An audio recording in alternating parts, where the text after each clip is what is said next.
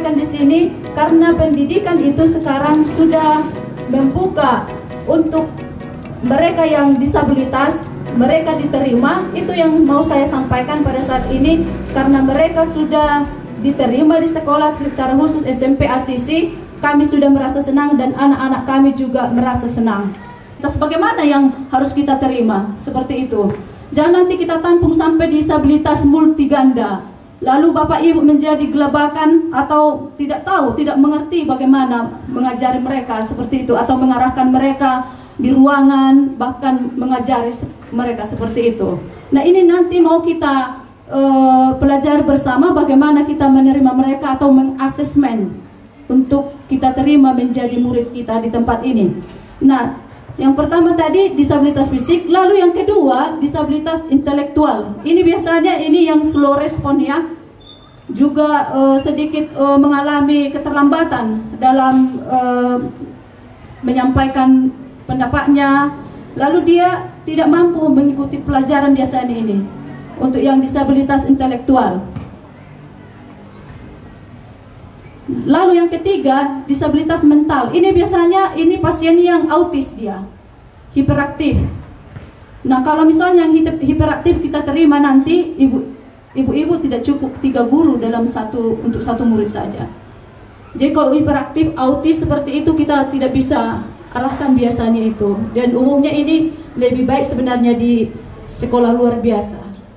Jangan sampai nanti kita terima semuanya yang disabilitas, walaupun katanya harus terbuka untuk anak disabilitas, inklusi pendidikan, inklusi ditekankan dari Menteri Pendidikan, tapi kita terima semuanya yang tidak cocok untuk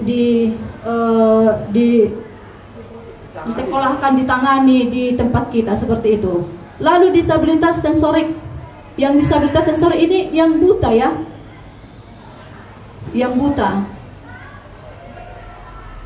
Lalu yang disabilitas multiganda, campuran dari antara yang 3 tadi. Mungkin dia disabilitas fisik, tapi dia ada mentalnya bermasalah. Lalu dia disabilitas intelektual atau bergabung dengan yang sensorik seperti itu. Nah, artinya di situ Bapak Ibu sudah bisa ya. Ini saya terangkan mungkin sudah lebih jelas ya Bapak Ibu ya, bagaimana pemilahan untuk disabilitas fisik itu, bagaimana disabilitas intelektual, disabilitas mental, dan disabilitas sensorik. Saya mau sekarang saja mungkin Bapak Ibu ada pertanyaan untuk ini yang. Terima kasih sudah. Jadi tadi sudah terjawab pertama itu soal eksistensi siswa dan harapan jaya kembali pada umumnya adalah fisik. Iya Pak.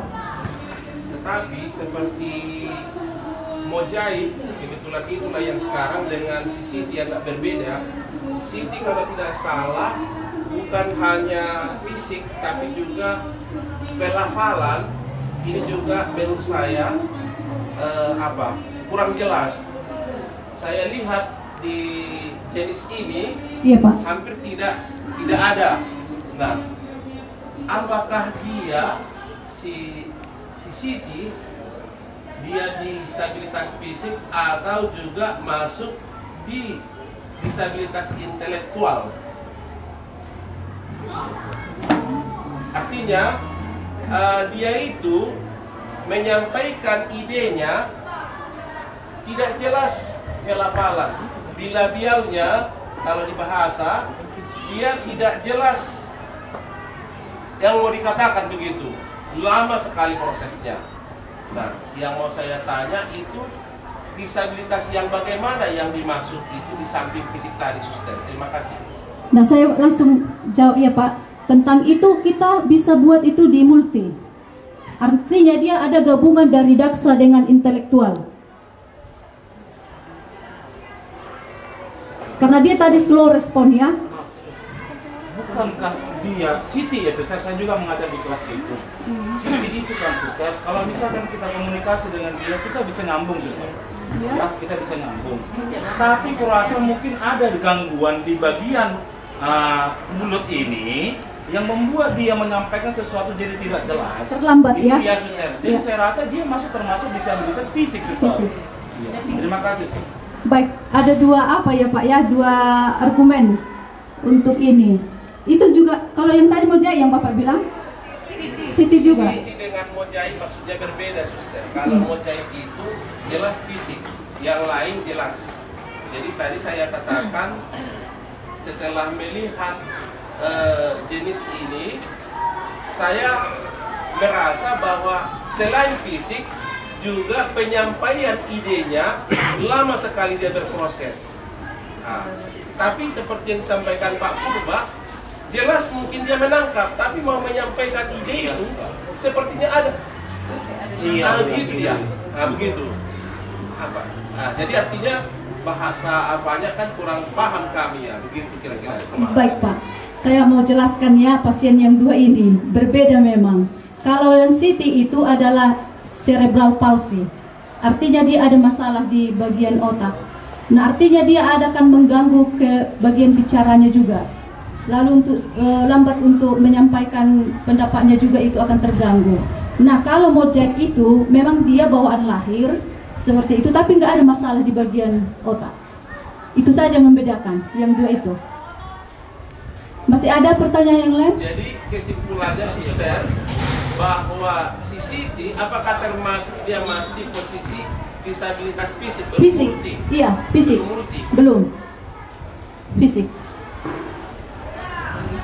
Dari saya suster, mungkin kita tidak bisa langsung menyimpulkan kalau si Rani itu disabilitas multiganda atau mungkin hanya fisik sebelum diadakan asesmen.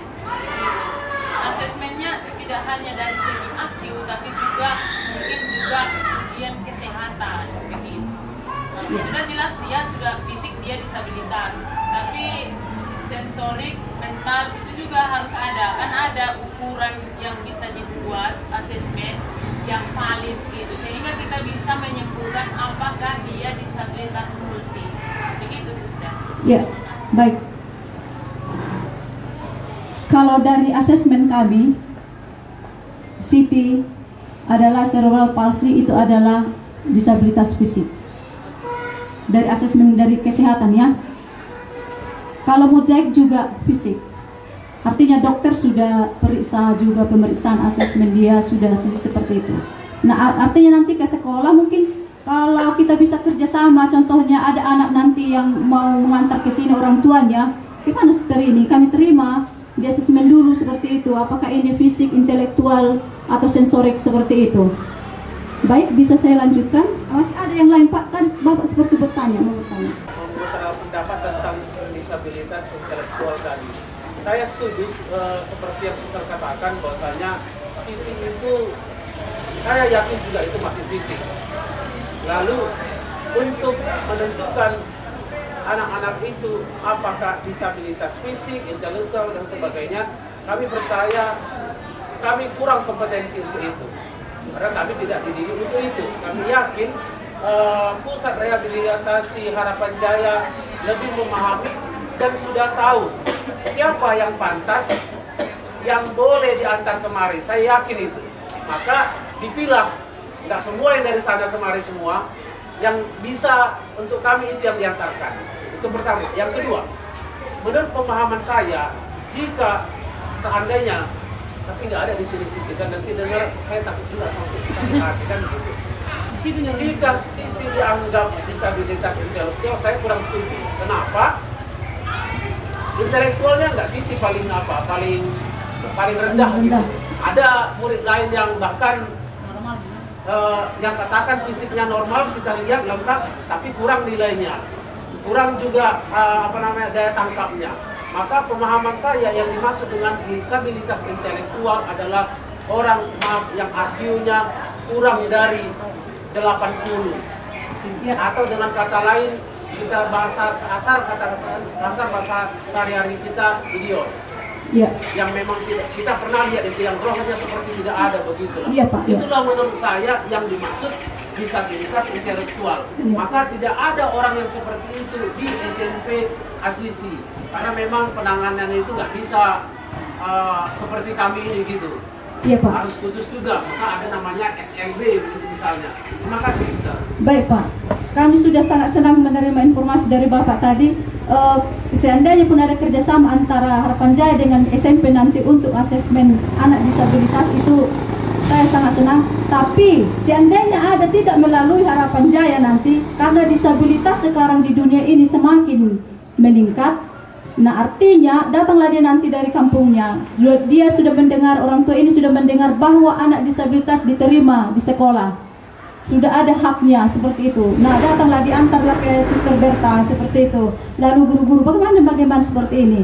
Nah harus orang guru-guru, bapak ibu juga mengetahui ini jenis disabilitas fisik kah, apakah ini intelektual, apakah disabilitas mental, disabilitas sensorik, dan disabilitas multi. Itu yang mau saya sampaikan, karena tidak semua nanti kurasa pasien dari Harapan Jaya melalui kami seperti itu. Nah ini yang mau saya sampaikan sekarang, bahwa guru-guru harus siap dengan ini, bagaimana mengasesmen itu nanti. Kalau ada, seandainya ada anak disabilitas yang tidak melalui Harapan Jaya diantar ke tempat ini. Nah, di sini saya mau menyampaikan ke Bapak Ibu, asesmen anak berkebutuhan khusus disabilitas tujuannya memperoleh informasi tentang kondisi anak, baik yang berkaitan dengan kemampuan akademik, non-akademik, dan kekhususan secara lengkap, akurat, dan objektif. Fungsinya membantu guru dalam menyusun perencanaan pembelajaran dan program layanan kebutuhan khusus yang tepat. Nah, sasaran asesmen ini secara ideal adalah semua calon siswa baru yang masuk ke sekolah dengan melakukan asesmen terhadap semua anak yang mendaftar sebagai calon siswa baru, maka dapat dilakukan intervensi yang tepat untuk semua siswa sesuai dengan kondisinya. Semua peserta didik yang pada fase identifikasi telah ditetapkan sebagai peserta didik disabilitas atau berkebutuhan khusus. Nah, artinya di sini tidak melulu lagi hanya Harapan Jaya untuk mengasesmen. Artinya sekolah juga sudah harus siap-siap untuk melakukan asesmen untuk anak disabilitas seandainya ada siswa yang mendaftar ke tempat ini. Nah, ada 3 ruang lingkup ya, asesmen akademik, asesmen non-akademik, asesmen khusus. Nah, saya rasa asesmen akademik ini yang perlu untuk kita. Kalau yang non-akademik ini ya bisalah mungkin Harapan Jaya dengan juga SLB yang ada sekolah khusus seperti itu. Nah, asesmen akademik pada jenjang sekolah dasar, kemampuan akademik yang perlu digali terkait dengan kemampuan membaca, menulis, dan berhitung atau dapat menggunakan dasar bidang studi atau mata pelajaran. Proses untuk mengetahui kondisi atau kemampuan serta didik kebutuhan khusus dalam bidang akademik. Nah, artinya ini sudah bisa kita lihat ada beberapa indikasi yang bisa kita lihat dari siswa itu seandainya dia datang ke tempat ini untuk kita asesmen. Kalau dia yang non-akademik itu proses untuk mengetahui kondisi perkembangan yang berkait dengan perilaku, interaksi sosial, komunikasi, emosi, dan sensorik, motorik, dan kemandirian. Fungsinya untuk mempertimbangkan penggunaan metode atau strategi dalam pemilihan alat bantu. Ya kalau ini ya sudah Harapan Jaya untuk ini, yang untuk mengasesmen non-akademik. Asesmen khusus ini juga ini SLB saja seperti itu. Saya mungkin tak perlu harus terangkan tentang ini asesmen yang khusus ini. Yang paling penting untuk Bapak Ibu, saya rasa yang asesmen akademik ini. Nah, ini ilustrasi langkah untuk asesmen yang harus kita lakukan, yaitu penetapan jenis ya, jenis asesmennya itu bagaimana, atau bagaimana cara kita untuk mengasesmen satu orang pasiennya.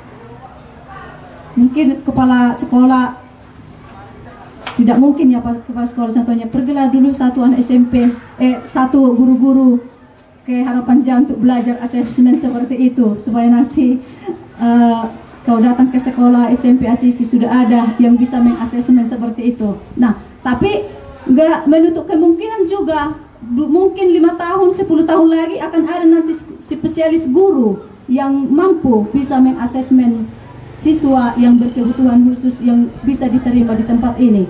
Seperti itu. Lalu ada pengembangan jenis asesmennya, baru pelaksanaan asesmen, analisis asesmen, dan care conference, dan dokumentasi data. Nah, perencanaan penyelenggaraan pendidikan bagi anak didik disabilitas. Yang pertama itu perencanaan pembelajaran individu. Merupakan pendidikan individual yang dibuat berdasarkan asesmen secara ideal bahwa setiap individu harus mempunyai PPI karena setiap individu berbeda. PPI diperbentukkan bagi individu yang memang tidak memungkinkan menggunakan kurikulum regular maupun modifikasi. Menyusun PPI ini pada siswa berkebutuhan khusus karena disabilitas, sebuah tim yang terdiri dari orang tua, guru kelas, guru mata pelajaran, guru pendamping, pendamping khusus atau PLB, atau peserta didik tersebut. Nah, komponennya di situ identitas anak, jenis kekhususan, lalu penyesuaian yang dibutuhkan, program pembelajaran individu, dan persetujuan asesor yang diunjuk. Nah, siapakah anak didik disabilitas berkebutuhan khusus karena disabilitas? Yaitu dalam penyelenggaraan sekolah inklusif secara ideal, semua guru, yaitu guru kelas, guru mata pelajaran, bahkan juga guru ekstrakurikuler, harus memahami tentang pendidikan inklusi dan bagaimana melakukan proses pembelajaran bersama bagi anak kebutuhan khusus, termasuk ABK disabilitas. Lalu, bahwa dalam penyelenggaraan sekolah inklusi itu adanya guru pendamping atau pembimbing khusus atau GPK dengan basis keterampilan atau keilmuan tentang pendidikan luar biasa. Saya tidak tahu apakah di SMP ini sudah ada guru GPK.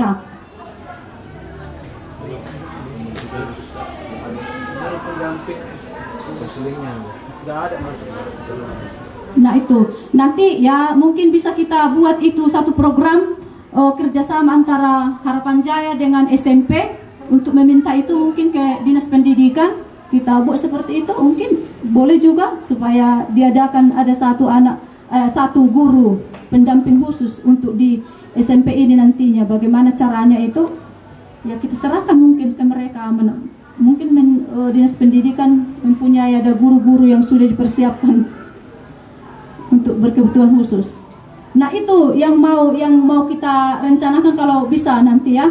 Baru terkait dengan ketugasan dari GPK ini, sering terjadi kesalahan penempatannya, yaitu bahwa karena posisi serta keilmuannya ditugaskan mendampingi ABK dalam proses pembelajaran atau bertanggung jawab sepenuhnya dalam pembuatan RPP, sehingga sekolah seringkali menolak anak disabilitas sebagai siswa karena tidak tersedia GPK sesuai dengan kebutuhan anak. Nah, ini kalau kami pergi contohnya ke sekolah lain, anak kami butuh diterima di sini.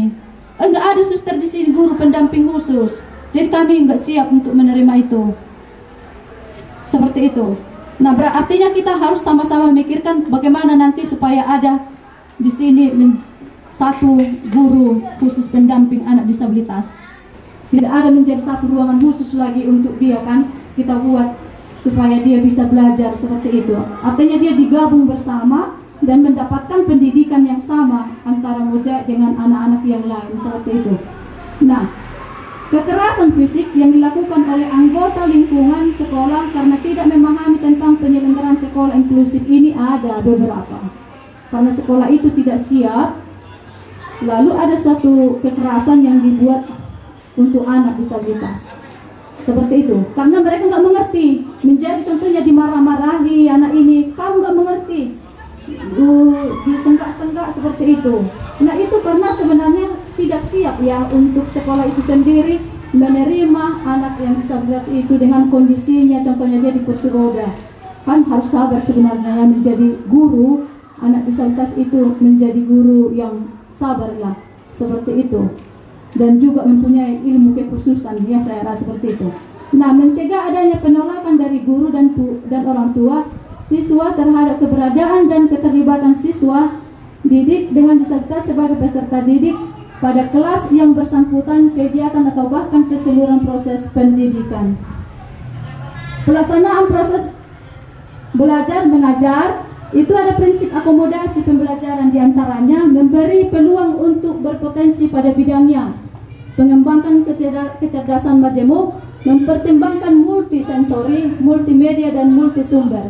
Adanya motivasi dan penerimaan guru dengan antar para pendidik, baru mengajar untuk seluruh peserta didik, mengajarkan cara belajar dan mempertimbangkan ketahanan belajar peserta didik. Surat atau tanda kelulusan atau yang disebut dengan report itu, Kepala Kesatuan Pendidikan menyetarakan surat keterangan tambahan ijazah yang mencantumkan jenis hambatan peserta didik berkebutuhan khusus. Ini ada surat edaran Dirjennya, Dikdakmes itu nomor 2951. Laporan hasil belajar siswa adalah berisi angka dan narasi, sehingga angka yang dituliskan oleh guru adalah berdasarkan pada rencana capaian yang disusun di saat asesmen, di mana hal tersebut akan menunjukkan perkembangan siswa yang bersangkutan dalam sisi akademik dan non-akademik. Tidak ada perbedaan antara bentuk rapor antara siswa reguler dan siswa didik dengan disabilitas. Terima kasih. Baik, terima kasih kepada Suster Ferdinanda. Bagaimana Suster, kita buka sesi tanya jawab atau bagaimana baiknya? Kita buka ya Suster. Boleh. Bapak Ibu, apakah masih ada pertanyaan? Oke, kami berikan kesempatan Pak yang benar. Terima kasih atas kesempatan ini, Suster. Ini seminar, bagus seminar ini. Menurut saya tidak cukup hanya ini seminar untuk kami, itu yang pertama ya. Kalau ini universal ya. Yang kedua, tadi saya mengikuti di akademik, jelas bahwa memang mata pelajaran itu sama kepada yang fisik dan sempurna. Barangkali juga perlu menjadi masukan kepada tim ketika mata pelajaran tertentu, misalnya kita sebut olahraga, mereka pasti mengalami sesuatu. Tadi memang dikatakan sesuai dengan kebutuhannya, apa yang bisa dibuat sesuai dengan kebutuhannya. Tetapi karena kita memandang bahwa secara universal siswa itu secara mata pelajaran sama, maka ketika olahraga misalnya kelas itu, maka si anak yang katakanlah disabilitas otomatis menjadi penonton. Nah, yang mau saya sampaikan baiknya dari pihak siswa, kalau guru ini sudah jelas, dari pihak siswa termasuk rekan kerjanya di kelas, ini harusnya tahu bahwa ketika ada nilainya nanti muncul, bahkan lebih tinggi barangkali si anak yang hanya penonton dengan yang bergerak, ini menjadi salah satu perlu dievaluasi dari pihak kami barangkali kan. Karena itu dari pihak tim, bagaimana kira-kira nanti solusi yang tepat untuk kami, sehingga pertama dari pihak siswa dan juga pihak orang tua, karena akan tahu bagaimana kira-kira nanti korelasi seorang anak yang disabilitas ketika dia olahraga, dia sebagai penonton, tapi harus didatangkan nilainya. Dari mana sumbernya? Saya tidak tahu sumbernya bagaimana. Maka bolehkah kami sedikit penjelasan tentang itu, sehingga ini menjadi jelas bagi kami, baik dari pihak guru maupun dari peserta didik plus orang tua, menjadi jelas bahwa tidak ada dusta di antara mereka. Begitu kira-kira Ustaz. Terima kasih. Terima kasih Pak Tina Ambulan, boleh langsung dijawab. Saya mau tanya, karena Suster Berta memang guru kepala sekolah yang baru ya. Apakah dalam 3 tahun ini pernah SMP Asisi menerima sejenis praktis tentang welcome to school? Sebelum saya menjawab Bapak, belum pernah ada ya. Baik, kalau begitu tahun ini mungkin kami akan datang nanti welcome to school yang bisa kami buat gambarannya bagaimana anak disabilitas itu, misalnya mozaik di kursi roda, dia olahraga yang cocok seperti apa, seperti itu. Nanti kan misalnya kalau teman-temannya olahraganya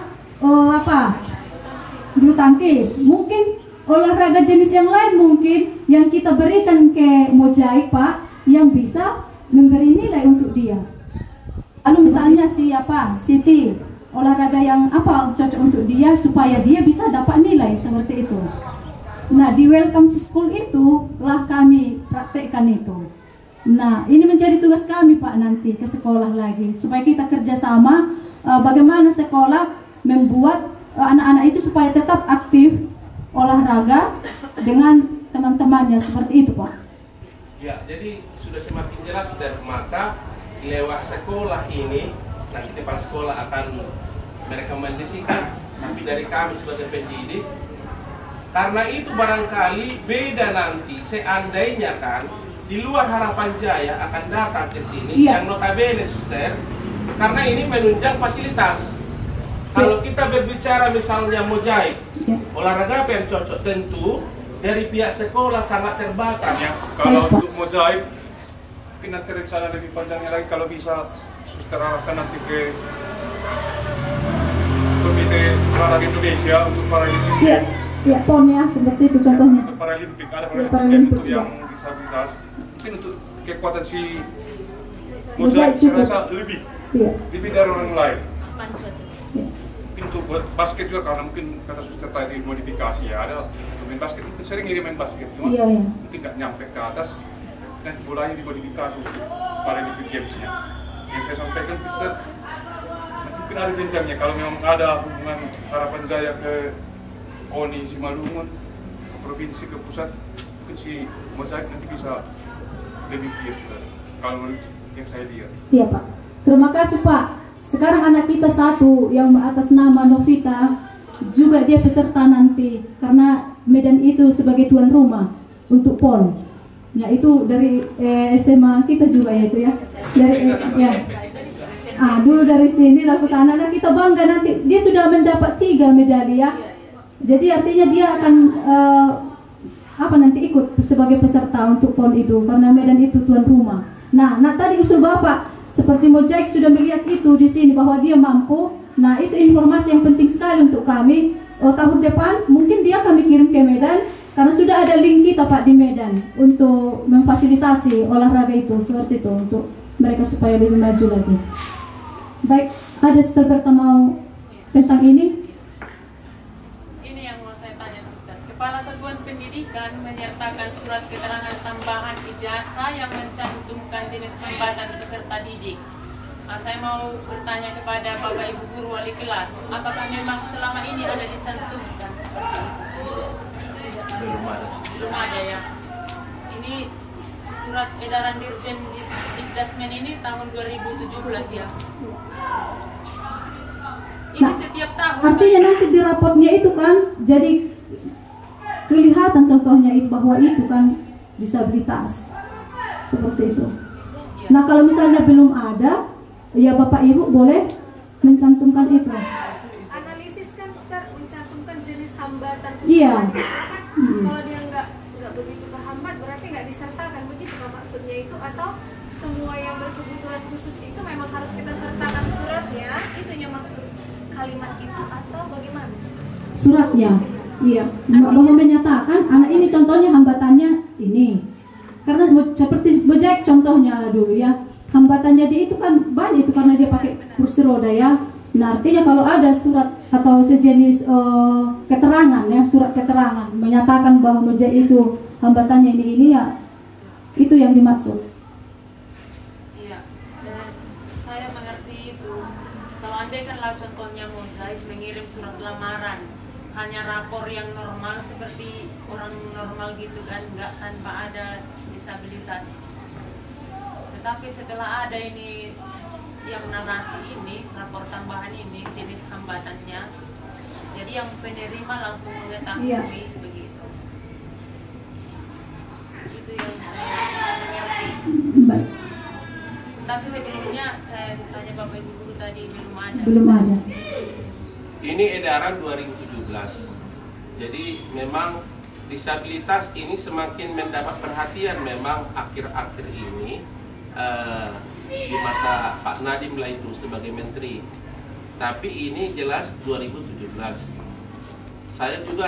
Kita juga kurang tahu bahwa memang hanya sekolah kita kah memang yang menerima yang seperti disabilitas. Tapi sampai saat ini memang karena sudah banyak juga alumni dari Harapan Jaya, si Anggiat yang sudah PNS di Jakarta dan beberapa yang lain, saya pikir bahwa 2017 itu sudah lebih kurang 6 tahun yang lalu. Ya, Pak. Nah, jadi sampai saat ini memang belum ada dari Dinas Pendidikan lah yang menyatakan seperti ini, bahwa kalau ada disabilitas ada catatan di samping rapor sesungguhnya, karena ini kelulusan atau rapor. Berarti kalau dari redaksi ini, baik itu rapor kelulusan, rapor kenaikan kelas atau semester, juga kelulusan sebaiknya sertakan. Jadi sampai saat ini sekolah kita belum ada seperti ini. Sepertinya orang memandang bahwa sekolah kita semua adalah sempurna. Begitu dari rekomendasi rapor-rapor kita. Begitu barangkali tentang surat edaran ini, Suster. Terima kasih. Baik, Pak, boleh saya hanya mau menambahi sebentar, Suster. Sekalian mungkin agak lebih jelas. Entah pun jadi tambah kamu ini, saya tidak tahu kan gitu. Tapi yang jelas redaksi surat ini kan menjelaskan Kepala Satuan Pendidikan, itu kita SMP dan sekolah. Surat keterangan tambahan artinya di lain ijazah normal ada keterangan dari SMP Asisi, bukan ditambahkan di ijazahnya. Itu menurut pemahaman saya. ya surat keterangan, Pak. Ya. Lalu kedua, kenapa kita belum pernah seperti itu? Karena meskipun surat edaran ini tahun 2017, tapi sekolah kita bukan sekolah yang terdaftar sebagai sekolah inklusif. Kan gitu, kita masih sekolah normal ya kita. Kita hanya berlapang dada, bertoleransi, membantu Harapan Jaya untuk mendidik mereka. Program sekolah kita, katakanlah, kurikulum kita bukan kurikulum yang sudah menampung orang-orang berkebutuhan khusus sebenarnya. Jadi kita juga belum mendaftarkan kepada Dinas Pendidikan bahwa kita adalah sekolah yang seperti itu. That's why, itu kenapa makanya kita belum sampai sekarang belum pernah mengeluarkan surat-surat keterangan ini. Meskipun mereka kita terima, tapi kita masih mendidik mereka juga dengan cara orang-orang normal. Itu yang menjawab kita kenapa kita belum sampai ke tahap ini. Kalau kedepannya kita mungkin sudah membuka secara luas bahwasanya kita adalah memang sekolah yang sudah siap untuk itu, mungkin salah satunya syarat harus ada guru yang bisa menangani itu satu orang. Kita kan belum membuka diri untuk orang luar, masih kepada Harapan Jaya kita membuka diri, maka kita katakan sekolah kita belum sampai di situ. Maka belum ada ini. Itu saya rasa untuk menjawab ini. Terima kasih. Baik, Pak. Belum pun ada itu, Pak. Kami juga memahami, ya. Karena sebenarnya undang-undang untuk disabilitas juga ini masih hanya di pusat. Belum ada turunannya sampai ke daerah. Nah, kalau belum turun ke daerah, gimana turunnya ke Dinas Pendidikan? Seperti itu. Nah, ini menjadi perjuangan kita bersama.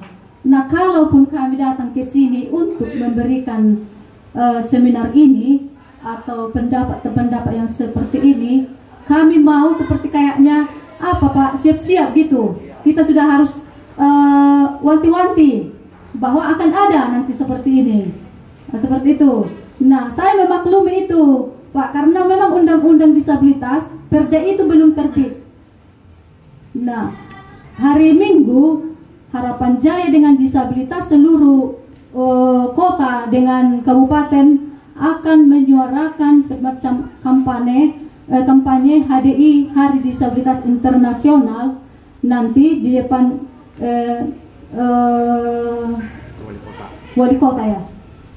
Wali kota juga akan hadir, bupati juga kita harapkan hadir. Nah di situ nanti itu tugas kami bersama-sama dengan disabilitas orang tua, forum orang tua disabilitas akan menyuarakan lagi perda itu supaya ada turunannya sampai ke daerah. Lalu nanti Menteri Pendidikan juga, Dinas Pendidikan juga mendengar itu, udah artinya harus keluar memang dulu surat edaran atau yang menyatakan bahwa itu anak disabilitas sudah harus diperhatikan.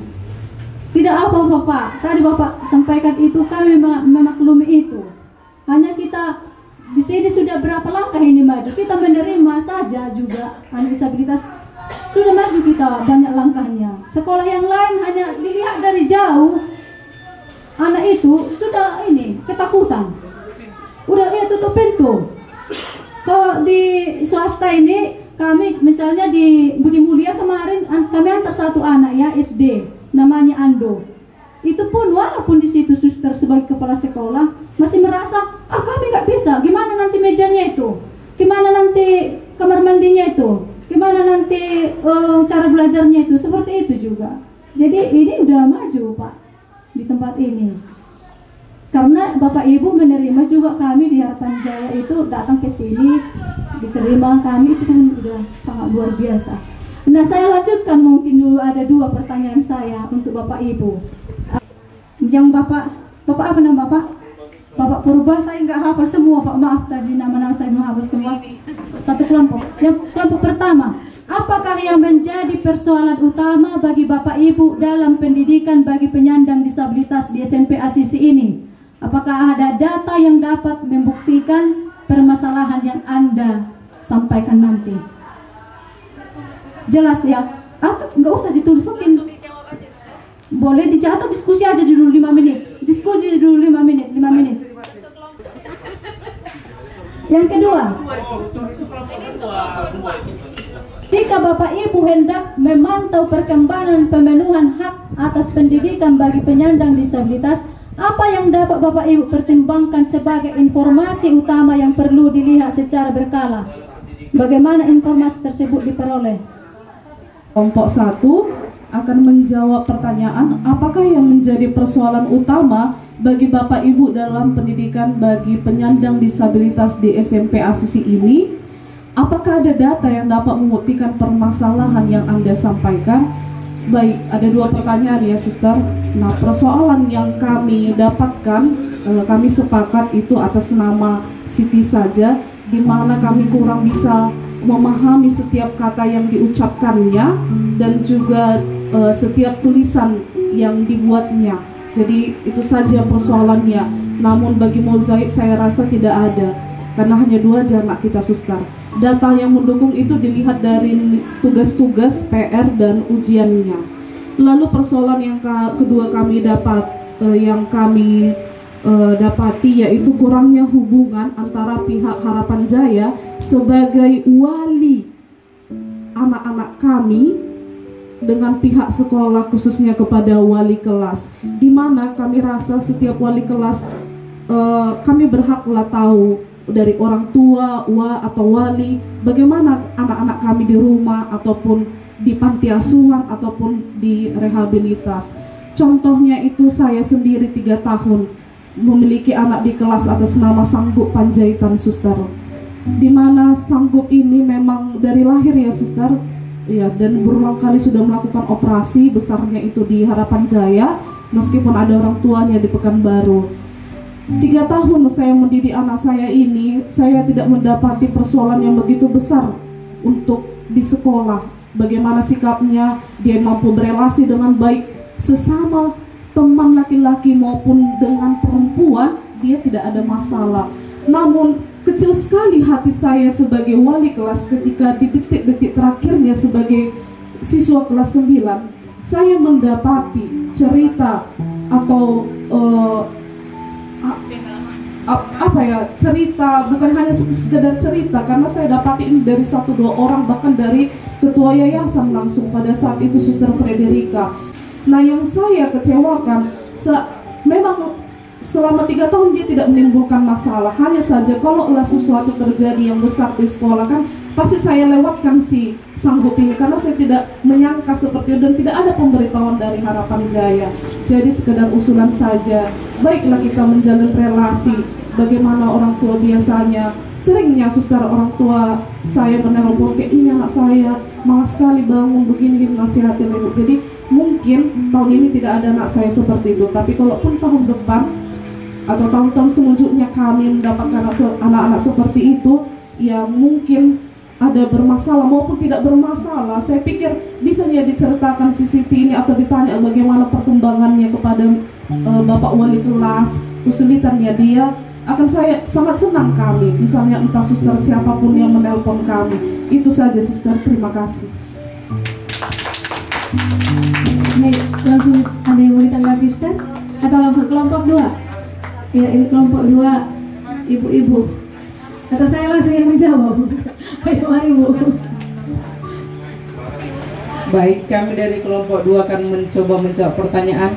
Jika Bapak Ibu hendak memantau perkembangan pemenuhan hak atas pendidikan bagi penyandang disabilitas, apa yang dapat Bapak Ibu pertimbangkan sebagai informasi utama yang perlu dilihat secara berkala bagaimana informasi tersebut diperoleh? Nah, kalau menurut kelompok kami, apakah kami sudah memenuhi hak atas peserta didik tersebut? Itu dapat dilihat dari asesmennya. Cuma masalahnya seperti ini, suster. Seperti pengalaman saya dengan siswa saya si Siti ya, suster, dalam pelajaran matematika. Dia kan terlambatnya menulis. Terus tidak mungkin dalam pembelajaran saya selama 2 les itu saya menunggu dia misalnya selesai mencatat. Memang inilah kelalaian kami. Kami selalu memperlakukan si Siti ini sama seperti anak didik yang lainnya. Jadi cuma langkah untuk mengatasi itu kami buatlah teman sebangkunya ada. Kemudian biarkanlah dia melihat ya dek seperti itu kan suster.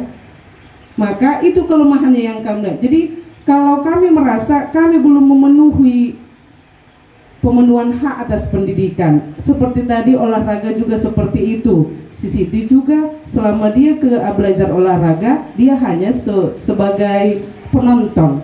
Di situ tadi makanya kami sangat enggan menjawab pertanyaan yang nomor 2 ini, suster. Jadi kalau seandainya memang kerjasama kita lebih cepat, seperti yang suster bilang ada welcome to school, mungkin kami akan lebih teratur memang apakah memang dia sudah terpenuhi haknya atau belum. Jadi kalau dari segi asesmen juga ya kami menilainya ya seperti yang lainnya, yang normal teman-temannya seperti itu. Kemudian kami hanya melihat dari segi kenyamanannya saja mungkin. Jadi interaksinya antara pendidik dengan anak tersebut, kemudian interaksi dengan teman-temannya, hanya seperti itu yang kami apakan. Mungkin hanya itu ya dari kami, saudara. Terima kasih.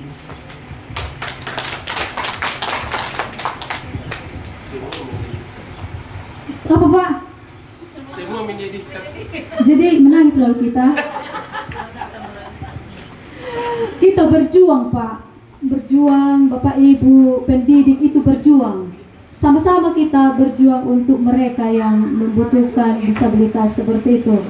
Nah, saya mau menyampaikan juga tentang pertanyaan yang nomor 1 tadi. Saya mau menanggapi dari kelompok 1. Nah, tentang tadi ya langsung saja ya anak kami sanggup. Nah, sekarang dia sudah masuk asrama lagi di susteran ya, juga di tempat di Suster Berta lah, dia mungkin melihat-lihat juga ya Suster Berta sanggup di sana di asrama. Itulah kerja keras kita bersama untuk mendidik dia.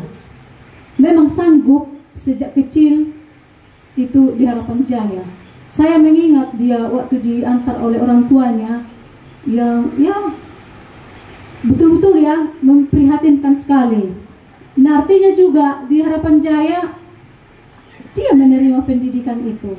Ya mungkin ada kesalahan juga ya di susteran juga ya. Bagaimana suster mendidik itu? Seperti itu. Karena suster yang mendidik, perawat yang mendidik di sana, yang mendampingi, Contohnya nanti Novita akan bertanding dia nanti di PON di Medan. Nah itu alumni dari SMP gitu kan.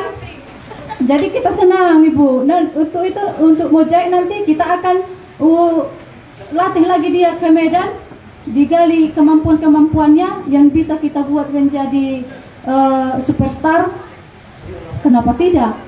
Akan terkenal juga nanti SMP Asisi, Siantar dan Suster Berta dan juga Harapan Jaya. Seperti itu. Itu yang mau capaian-capaian yang bisa kita buat untuk anak-anak didik kita yang disabilitas. Saya mengucapkan banyak terima kasih atas kesempatan ini dan atas nama NLR Indonesia yang bekerja sama dengan Harapan Jaya dan juga Direktur Harapan Jaya, Pusat Rehabilitasi Harapan Jaya. Terima kasih. Terima kasih kepada Suster Ferdinanda. Sebelum kita foto, nanti ada foto ya Suster, saya undang Suster Berta sebagai Kepala Sekolah. Puji syukur kita haturkan kepada Tuhan, karena kebaikannya lah kita dapat menyelesaikan program kita ini dari awal hingga penghujung saat ini. Yang kami hormati Suster Ferdinanda, Bapak Handoko, dan Ibu siapa tadi? Rofila. Yang saya hormati Bapak Ibu Guru, Pendik, dan tenaga kependidikan di SMP Swasta Asisi Siantar. Kami dari unit SMP Swasta Asisi Siantar mengucapkan limpah terima kasih kepada NLR Indonesia dan Pusat Rehabilitasi Harapan Jaya yang telah memberikan sosialisasi atau seminar tentang pendidikan inklusi. Semoga lewat kegiatan ini pemahaman dari kami semua, Bapak Ibu Guru, semakin terbuka sehingga kami juga semakin bersemangat kendati pun mengalami kesulitan di dalam mendampingi anak-anak kita yang disabilitas, dan bekerja sama dan sesuara untuk menyuarakan itu kepada Dinas Pendidikan atau semua masyarakat sehingga memiliki pemahaman yang sama dengan rela terbuka untuk menerima bahwa anak-anak disabilitas juga berhak bersekolah di sekolah reguler. Begitu. Memang setelah saya analisa, hanya kita yang masih mengagung-agungkan bahwa sekolah kita ini sekolah inklusi, seperti yang dikatakan Bapak Petrus tadi.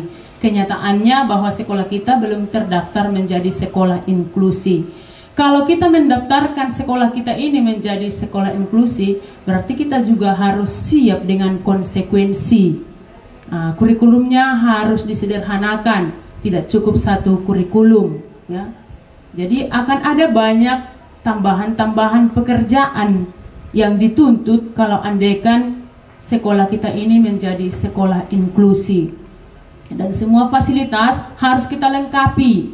Dan ini memang menjadi pemikiran yang panjang berhubung lokasi kita. Kalau andaikan nanti ada dana dari pemerintah, contohnya kita mendaftarkan ke pemerintah sekolah ini menjadi sekolah inklusi dan pemerintah menyanggupinya dan diberikan dana ke kita, dan kita harus membangun fasilitas-fasilitas khusus untuk disabilitas itu. Apakah lokasi kita ini memungkinkan? Itu juga yang harus dipikirkan begitu. Jadi pelan-pelan kita pelajari, setidaknya kita sudah mau menerima anak-anak itu sekolah di tempat ini, itu sudah langkah yang baik. Itu pun harus dipertimbangkan disabilitas yang mana, anak-anak yang bagaimana yang kita terima. Yang tuli, yang bisu belum bisa kita terima karena tidak ada guru yang mampu menemani mereka, mendampingi mereka. Seperti si Mojaib, dari segi intelektual tidak ada keterbelakangan, hanya segi fisik saja. Jadi belum begitu, pembelajaran belum begitu terhambat jika dia duduk di kelas reguler. Begitu Bapak Ibu. Jadi mudah-mudahan ke depannya dengan kegiatan ini sekolah kita semakin berkembang dari segi kualitas, berhadapan dengan anak-anak disabilitas, sehingga sekolah ini menjadi sekolah yang nyaman bagi anak-anak disabilitas. Terima kasih atas kerjasamanya, dan seperti dikatakan Suster Ferdi tadi, tahun 2024 NLR bekerja sama dengan pihak Harapan Jaya akan membuat program Welcome to School dan juga program-program yang lain Bapak Ibu. Mereka mengatakan sedang membuat program untuk tahun 2024. Kalau andaikan ada usul terkait dengan anak disabilitas, maka akan segera kita kirimkan ke Harapan Jaya. Kita pikirkan bersama apa yang mau kita buat di 2024. Program untuk 2024 yang mau disosialisasikan oleh NLR dan Harapan Jaya di sekolah kita demi peningkatan pelayanan kepada anak-anak disabilitas. Seperti dikatakan Suster Perti tadi, mungkin kita membuat kampanye kita orasi berjalan dengan membawa spanduk atau baliho bahwa anak-anak disabilitas bisa bersekolah di sekolah reguler. Karena masih banyak orang tua yang tidak menerima anak-anaknya bersekolah dengan anak-anak disabilitas. Tentu guru juga akan lambat menerangkan materi pembelajaran. Sementara anaknya sudah melangkah 10 langkah dan harus kembali lagi diulang materi karena ada siswa yang slow respon, yang notabene yang harus disederhanakan lagi pembelajarannya. Begitu Bapak Ibu. Jadi terima kasih. Kurang lebih penyambutan kami Pak Handoko, kami mohon maaf. Ini yang bisa kami buat. Terima kasih atas segalanya. Kita berikan ke Suster Berta. Ya, Bapak Ibu. Ini untuk yang kelompok tadi.